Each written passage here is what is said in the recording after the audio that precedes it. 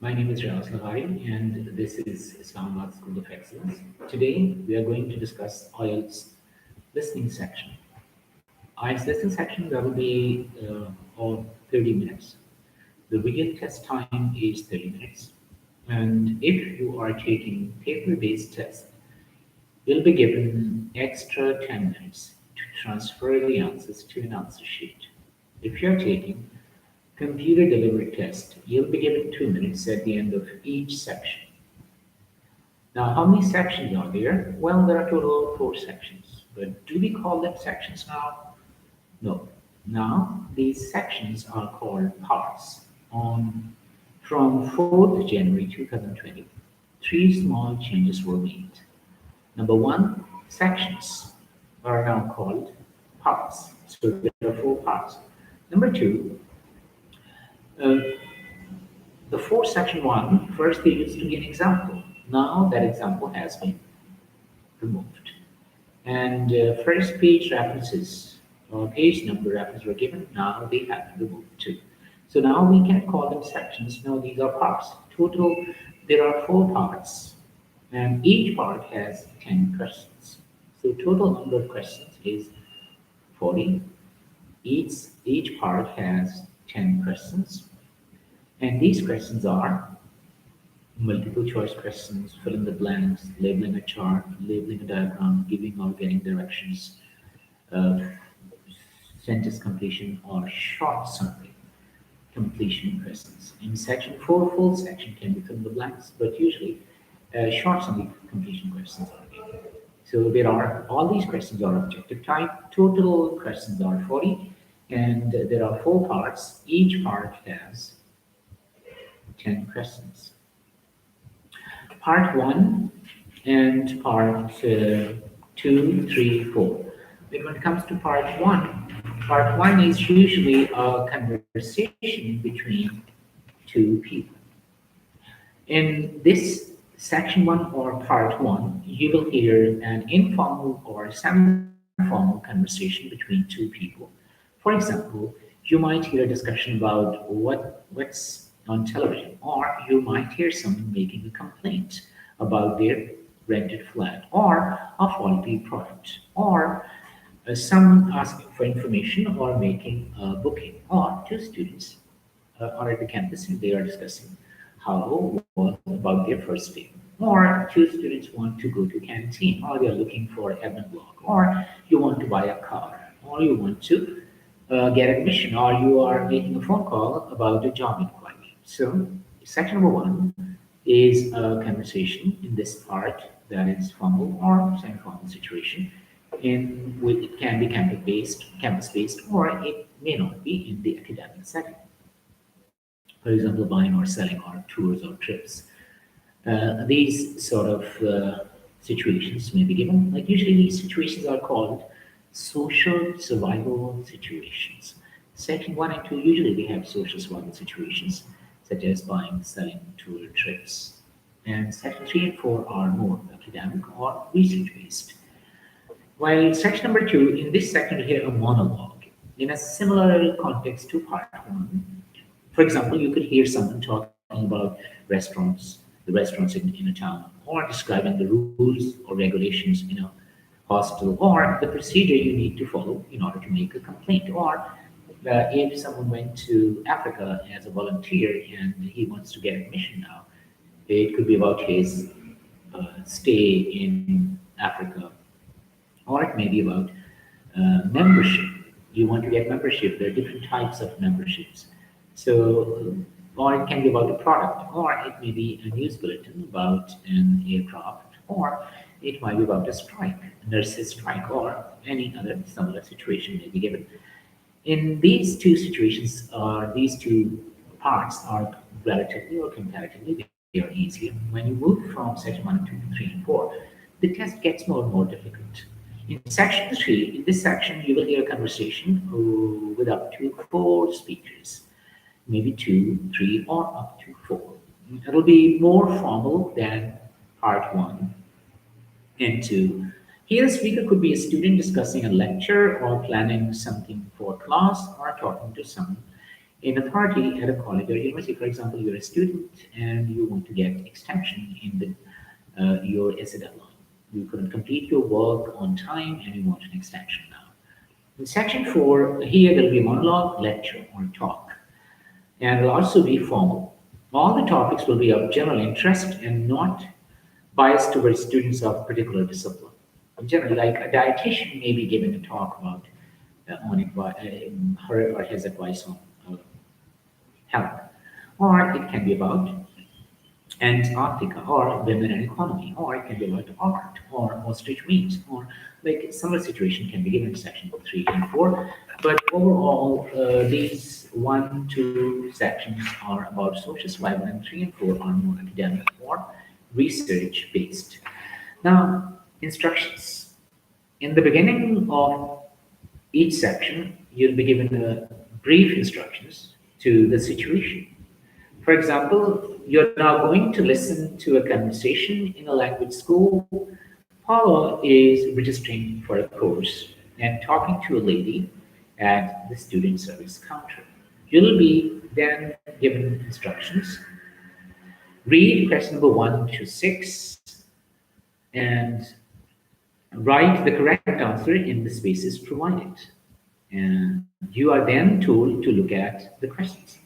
First, you have some time to look at the questions, and the audio will stop will be silent for about 30 seconds. Then the speaker will repeat which the questions you have to answer, and repeat which question you have to answer, and then it will state, or it will say, now listen and answer question number 1 to 5 or 1 to 6. Usually each section 1, 2, and 3, they are split into two. Like there's a mid break for 30 seconds in the middle of each section 1, 2, 3. In section number 4, there is no mid break.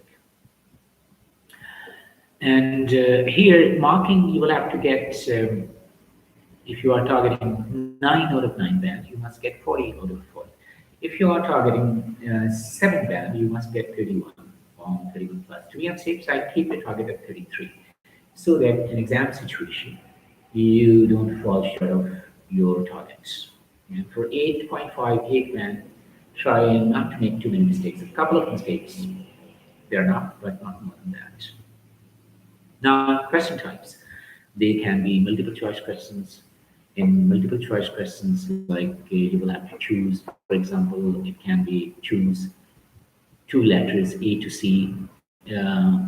Against one statement, there can be 1 through 3, 4 choices, or sometimes 5 choices are given in which you are told to choose 1 or 2, or sometimes there are more choices and you have to choose 3.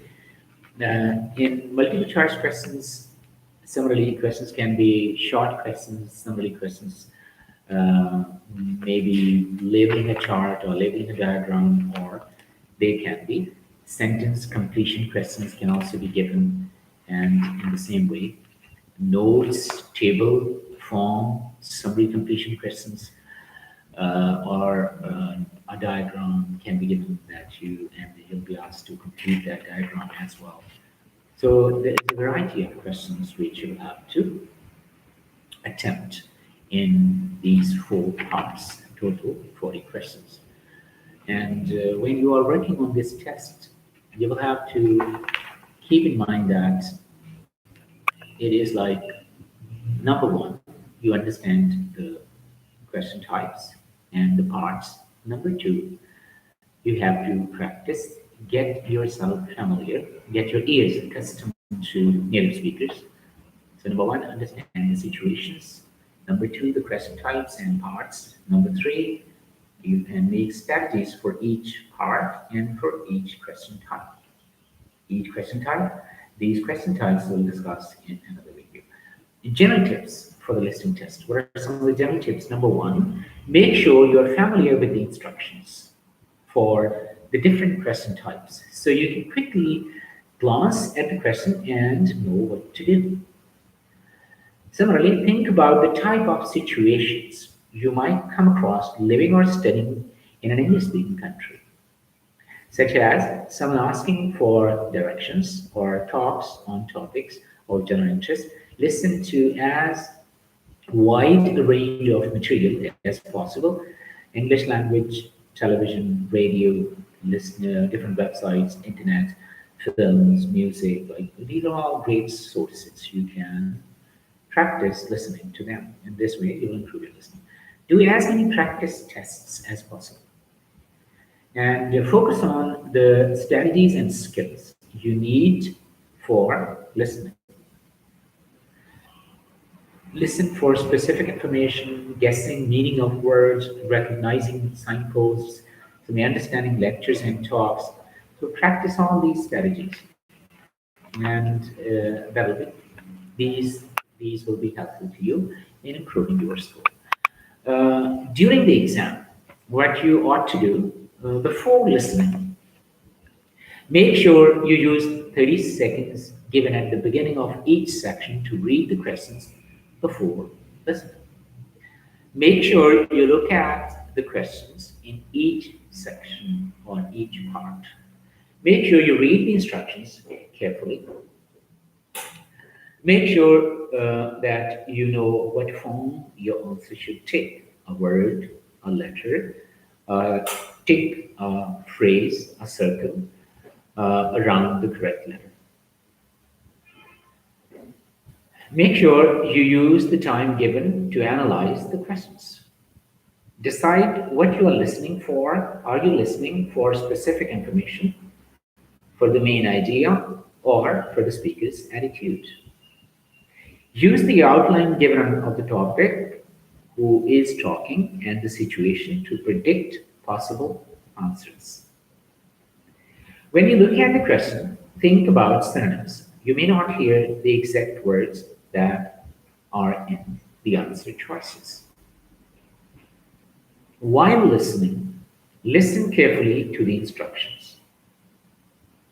Listen out for keywords and common signpost words like on the other hand, in contrast, etc. Remember, the questions usually follow the same sequence as the conversation or talk, but the information may be expressed differently from the questions. Write down something even if you haven't got the answer before moving on to the next. Make sure you continue to listen while you're writing, as you only hear the audio once only. It is not repeated. In the CA test, audio is repeated, but in the IELTS test, audio is not repeated. Don't get stuck on a question you cannot answer. Just move on. Remember, there may be sections of irrelevant information. Just keep listening for the information you need. Write notes in the question booklet as you listen. This may help you go back to difficult question later. After listening, make sure you transfer your answers correctly. Make sure you use the time given to check your answers. And if you cannot remember the answer, just guess. These are some of the things that you have to work. Now, do's and don'ts in the IELTS listening test. Read the questions before do's, first do's. Read the questions before the start of each section and underline the keywords. Listen out for linking words and discourse markers to help you follow what is happening. Check out spelling and grammar. Does the word you have chosen fit grammatically? And should it be singular or plural? Look for synonyms of keywords in questions. Guess if you can find the answer and transfer answers quickly but carefully. Don'ts. Don't panic if you miss an answer. Don't guess any answers unless you cannot find the answer or evidence for an answer and your time is almost up. Don't listen for enjoyment. Your purpose is to answer the questions. Don't worry if you cannot understand or hear every word. Remember that the rhythm of spoken English means that the most important words are always stressed the most. Learn to listen for those words. Don't delete any spaces on your answer sheet. You don't lose marks for wrong answers. So you can. So you know what's the best thing? Become familiar with the instructions. Similarly, read questions carefully, underline the keywords, think about and listen out for other forms of keywords and synonyms. Learn to identify question types, that's very important. And then make strategies for each question type. Know your numbers and figures. So we keep looking forward to the next two questions when you are doing question number three. Keep an eye on four and five. And don't be distracted by anyone or anything. Just focus, concentrate, concentrate, and make sure you know how words sound because native speakers, when they speak, they sound a bit different.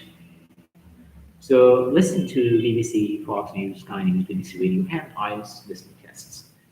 And similarly, you can use websites, television, radio, and the most important source is YouTube or IELTS audios or IELTS sample or model tests. Or you can use Cambridge IELTS books or Barron's IELTS books or Insight into IELTS. Or there are a lot of books you can buy or from internet now you can practice those tests. The more you practice, the better it will be. So last advice for listening test is practice, practice, and practice. Good luck.